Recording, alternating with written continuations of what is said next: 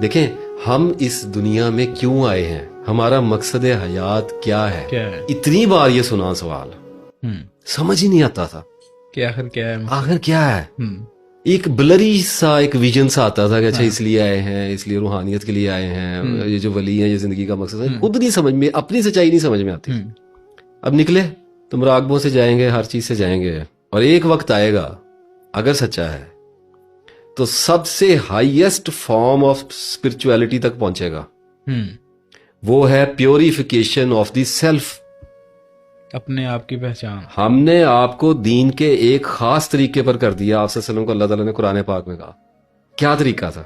Rituals पे चल रहे थे मज़ाहब, सारे बंदिशों में थे, तपस्याओं में फंसे हुए थे, निर्वाणों में, इरफानों में, पता नहीं किधर किधर फंसे हुए थे, जोग ले रहे थे। तो अल्लाह ताला ने आपसे कहा कि हमने आपको दीन के खास तरीके पे किया है। वो तरीका क्या था? 11 बार कसम खाई अल्लाह ताला ने सूरह शम्स में, और फरमाया कामयाब हो गया वो जिसने अपने नफ्स को पाक कर लिया, और मारा गया वो जिसने अपने नफ्स को पोल्यूटेड कर लिया, आलूदा कर लिया। इसका मतलब है हाईएस्ट फॉर्म ऑफ स्पिरिचुअलिटी जो है वो मेरे करैक्टर की प्योरिफिकेशन है। जो भी काम मैं रोजाना की बुनियाद पे बार बार करता हूं और करता ही चला आ रहा हूं और करता ही रहूंगा, वही मेरा करैक्टर है, यही मेरा सेल्फ है, यही मेरा नफ्स है। कितना सादा सा हो गया। इसको अल्लाह ने कहा कि यार इसको जरा प्योरीफाई कर लो, इसके जरा खिलाफ जाओ, इसको थोड़ा सा जरा प्योर कर लो, हल्का सा, ज्यादा नहीं कर सकते कि बड़े गुनाहों से तो तुम बचते ही रहोगे तो छोटे तो तुम करोगे, अगर बच भी गए तो बड़े से करोगे। तो थोड़ा सा प्योरीफाई कर लो, थोड़ा बचने की कोशिश तो करो, तकवा गार्ड करो, थोड़ा सा पीछे हटो, रुको, जरा सोच के करो। तो ये स्पिरिचुअलिटी हो गई। अच्छा, अब मैं यहां तक पहुंच गया, यहीं पे आएगा बंदा। ये मैं आपको बता रहा हूं, अगर अड़ गया किसी जगह पे, मुराकबों में फंस गया, चिल्लों में फंस गया, तस्बीह को जिंदगी का मकसद समझ लिया, निर्वाण समझ लिया, किसी ने किसी को मकसद समझ, किसी ने अपने बाबे को समझ लिया, किसी ने किसी चीज को, किसी ने कुरान को समझा, किसी भी चीज पे जहां पे रुक गया वहीं पे फ्रीज हो जाएगा, रोक दिया जाएगा, सीज कर दिया जाएगा कि ये तूने मकसद समझा, इसी पे रुक जा, इसी पे रुक, आगे जाना है। अब आगे कहां जाना है? तो क्या चीज है जो आगे बढ़ती जा रही है? डेली रूटीन, मेरा नफ्स, आते हैं, जिंदगी। तो मैंने इसी के खिलाफ जाना है। ये जंग हर रोज मेरी लगनी है। सुबह उठते ही what's in stores for me today, it begins, ठीक है, और मैं इसके खिलाफ जाना शुरू हुआ। अब ये जो भी बंदा चलेगा वो ला महल्ला, if he is she is a true seeker, वो यहीं पे आएगा कि यार ये मेरा किसी चीज से कुछ नहीं मान रहा। और सर 20 साल तस्बीह करें, अभी कितनी लंबी वीडियो की थी तस्बीह के ऊपर, 20 साल तस्बीह करें, क्या बिगड़ेगा? जब तक आदतों के खिलाफ नहीं जाएंगे, दबाव पड़ता रहेगा, तस्बीह दबाव डालती रहेगी, बरकत आती रहेंगी, फ्यूज आते रहेंगे, लेकिन उसके साथ साथ दबाव बढ़ता रहेगा, गिल्ट बढ़ता रहेगा कि यार मैं तस्बीह करने वाला बंदा हूं, मेरे अंदर है पैड है, मैं तस्बीह करता हूं, मैं उसके बावजूद ये वाला काम कर रहा हूं, तो गिल्ट में ज्यादा जाता रहेगा ना। इतना गिल्ट बढ़ेगा कि आखिर छोड़ने पे मजबूर कभी ना कभी तो हो ही जाएगा, वरना फिर फेल हो जाएगा। तो तस्बीहात, नमाज, क्या कहा गया नमाज के बारे में? सूरह ज़ारियात डिस्कस की थी पिछली बार। क्या कहा?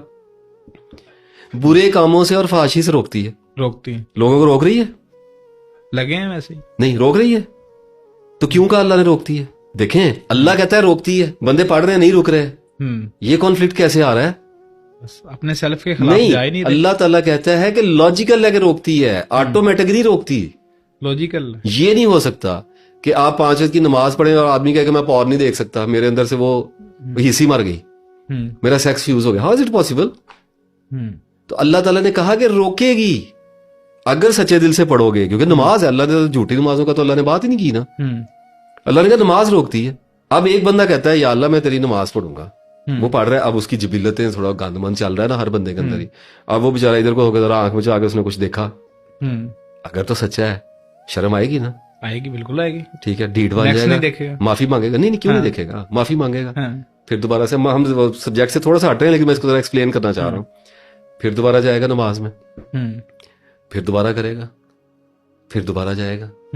तो नमाज रोक रही है ना? रोक रही है, बिल्कुल रोक नहीं, नजर आ रही है आपको नमाज रोक? नमाज रोक रही, इस वक्त मैं आपको दिखा रहा हूँ नमाज रोक रही है।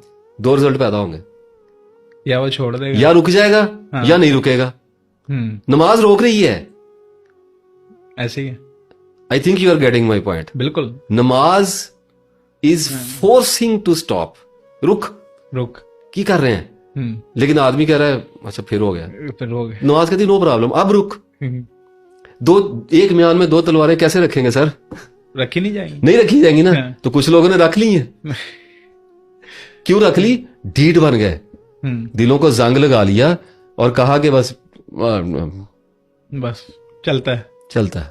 तो उनको नमाज ने नहीं रोका, हालांकि नमाज रोक रही है, बिल्कुल ऐसे। ठीक है, ढीठ बन गए।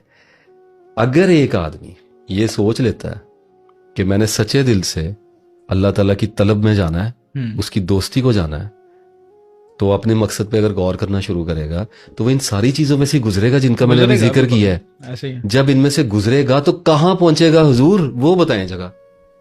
आप बताएं। बेहतरी पे नहीं बताएंगे आप अभी। सेल्फ पे ही पहुंचेगा। पहुंच गया, आ गया प्योरिफिकेशन पे, स्टार्ट कर दी प्योरिफिकेशन, आ गया ना जंग में। आदमी जब पूरी तवज्जो से, जब अज़म के साथ बरूए कार आने का फैसला कर लेना, तो फिर बरूए कार आता है ऐसे। कहते हैं ना चढ़ गई सिर नू। ठीक है, एक आदमी ने कहा कि यार मैंने नफ्स को अब जितना भी हो सका था मैंने इसको कुछ ना कुछ रोकने की कोशिश करनी ही करनी है। इल्म के साथ रोकेगा, जबर भी करेगा, पनिशमेंट एंड रिवार्ड के सिस्टम से भी रोकेगा, इल्म से भी रोकेगा, रोके भी रोके, जैसे भी रोके। आ गया यहां तक, आगे कहां जाएगा? अल्लाह की तरफ। आगे की वीडियो आप बनाएंगे, आगे कहां जाएगा? अल्लाह की तरफ जाएगा। कहां जाएगा? यही तो पूछा। अल्लाह की तरफ कहां? कोई रोड जाती है अल्लाह की तरफ? नहीं। कोई बहरी जहाज पे बैठ के जाना है? इबादत में जाएगा। इबादत बाई प्रोडक्ट है, इबादत पैदा होती है, की नहीं जाती। यही तो मैं आपको बताने की कोशिश कर रहा हूं कि अल्लाह ताला ने जब बता दो दिया है कि मैंने अपनी इबादत के लिए पैदा किया है, तो इबादत पैदा होगी। इबादत पैदा होगी, फिर खड़ा होगा सारी रात। तो लोग जिस कंसेप्ट में चल रहे हैं वो और है, वो कॉन्सेप्ट नॉन इंटेलिजेंट कॉन्सेप्ट है, वो कॉन्सेप्ट अनएजुकेटेड कॉन्सेप्ट है। जितना भी टाइम लग जाए सर, मौत से 1 घंटा पहले इबादत पैदा हो जाए, कोशिश में तो रहे। बिल्कुल ठीक है, तो क्या निकला इसके अंदर से? इबादत निकली है। कभी आपको फील नहीं होता कि जब दबाव आप पे बहुत ज्यादा पड़ जाता है तो क्या शय पैदा होती है? अल्लाह की याद और इबादत। ऐसे ही है।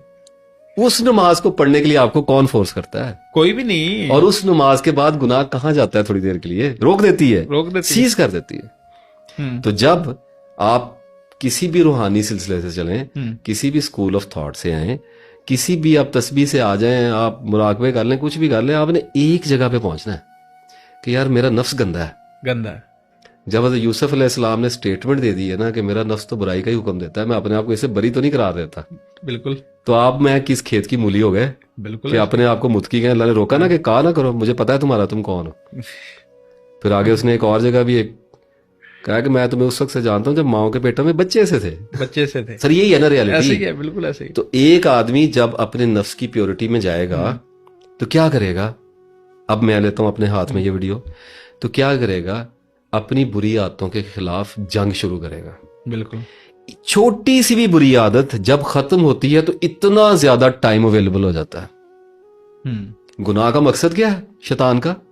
इंसान को गुनाह पे उकसाने का उसका मकसद क्या है? इबादत से रोकना। उसका टाइम वेस्ट करना। मैंने पहले भी वीडियो में आपसे अर्ज किया था कि यहां तो दौलत वक्त है, ठीक है, बिल्कुल, और शैतान को खतरा है कि ये वक्त वेल कर जाएगा।